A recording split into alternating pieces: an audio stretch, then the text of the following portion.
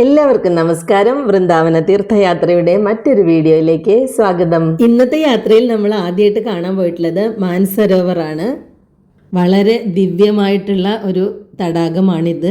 രാധാറാണിയുടെ കണ്ണുനീരിൽ നിന്നാണ് മാനസരോവർ ഉണ്ടായിട്ടുള്ളതെന്ന് പറയുന്നു. രാധാകൃഷ്ണന്മാരുടെ രാസലീലയുടെ സമയത്ത് ഗോപി വേഷത്തിൽ മഹാദേവൻ അവിടെ വന്നു. ഭഗവാന് മനസ്സിലായി വന്നത് മഹാദേവനാണെന്ന്. പക്ഷെ രാധാറാണിക്ക് അത് മനസ്സിലായിട്ടുണ്ടായിരുന്നില്ല. ഭഗവാൻ തൻ്റെ സ്ഥാനത്തേക്ക് മഹാദേവനെ ക്ഷണിച്ചിരുത്തി. അത് പക്ഷെ രാധാറാണിക്ക് വലിയ സങ്കടമായി. ഉടനെ രാധാറാണി അവിടുന്ന് എണീറ്റ് നടന്നു. ഭഗവാൻ പിന്നാലെ നടന്നു. അതോടെ രാധാറാണി ഓടി. ഭഗവാൻ ആശ്വാസ വാക്കുകളുമായിട്ട് പുറകെ ഓടി. രാധാറാണി അതൊന്നും കേട്ടില്ല. ഭഗവാൻ എന്തൊക്കെ തന്നെ പറഞ്ഞിട്ടും രാധാറാണിക്ക് ഒട്ടും ആശ്വാസം കിട്ടുന്നില്ല. ഭഗവാൻ അങ്ങനെ ചെയ്തല്ലോ എന്നുള്ള സങ്കടത്തിലാണ് രാധാറാണി. അവസാനം ലളിത വിശാഖ സഖിമാർ വന്നിട്ട് രാധാറാണിയെ പറഞ്ഞു മനസ്സിലാക്കി. ആ വന്നത് ആരാണെന്നറിയോ? അത് സാക്ഷാൽ മഹാദേവനാണെന്ന് അവർ പറഞ്ഞതോടെ രാധാറാണിക്ക് കുറ്റബോധമായി. ഗോപി വേഷത്തിൽ വന്ന് ഭഗവാനെ തനിക്ക് മനസ്സിലായില്ലല്ലോ എന്നോർത്ത് രാധാറാണി കരയാൻ തുടങ്ങി. അങ്ങനെ രാധാറാണി കരഞ്ഞ് കരഞ്ഞ് ആ കണ്ണുനീരിൽ നിന്ന് വന്നതാണ് ഈ സരോവർ. മാനസരോവറിന്റെ ഭംഗി ആസ്വദിച്ച് അവിടെ തന്നെ ഇരിക്കാൻ തോന്നുന്നു. നമുക്ക് അവിടുന്ന് എണീറ്റ് പോരാനേ തോന്നില്ല. ഞങ്ങൾ ഒരുപാട് സമയം അവിടെ ഇരുന്നു.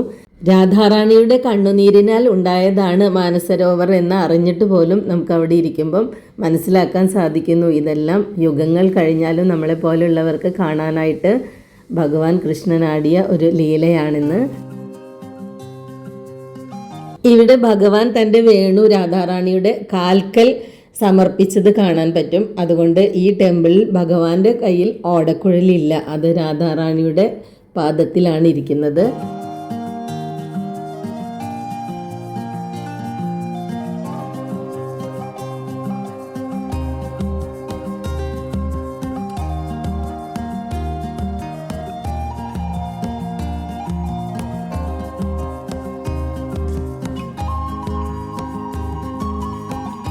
മാനസരോവറിന്റെ തീരത്ത് എത്ര നേരം ഇരുന്നാലും മതിയാവില്ല. ഞങ്ങൾക്ക് ഇനിയും കുറേ സ്ഥലങ്ങൾ കാണാനുണ്ട്. അപ്പം നമ്മൾ ബസ്സിൽ കയറാൻ പോവുകയാണ് അടുത്ത സ്ഥലത്തേക്ക്.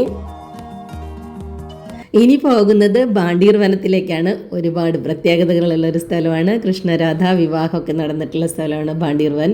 പരിസരങ്ങളിലായിട്ട് കുറേ ക്ഷേത്രങ്ങളൊക്കെ ഉണ്ട്. അപ്പോൾ ബസ്സിൽ പോകാവുന്ന ദൂരം നമ്മൾ പോയിട്ട് പിന്നീട് അവിടുന്ന് ഓട്ടോയിലാണ് ബാണ്ടീർ വനത്തിലേക്ക് പോകുന്നത്.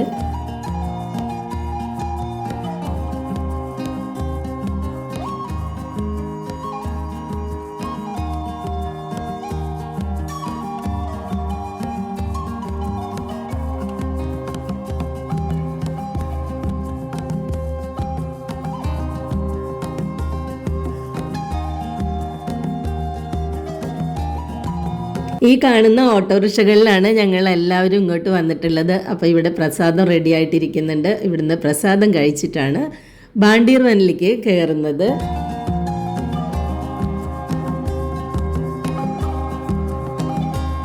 ബാണ്ടീർ വനിൻ്റെ അടുത്തായിട്ടാണ് രാധ ബാണ്ടീർ ബിഹാരി ക്ഷേത്രം ഉള്ളത്. കണ്ണൻ ഓടക്കുഴലിനാൽ സൃഷ്ടിച്ച ഒരു കിണറും ഈ പരിസരത്തുണ്ട് കേട്ടോ. വേണുഗോപ് എന്നാണ് അതിൻ്റെ പേര്. ഇതിനടുത്തായിട്ട് തന്നെ ബലരാമ ക്ഷേത്രം കൂടിയുണ്ട്. കൃഷ്ണൻ രാധയ്ക്ക് സിന്ദൂരം വെക്കുന്നതായിട്ടാണ് ഇവിടെ കാണുന്നത്. ഇവിടുന്ന് തൊടുന്ന പ്രസാദമായിട്ട് നമുക്ക് സിന്ദൂരം തന്നെയാണ് തരുന്നതും.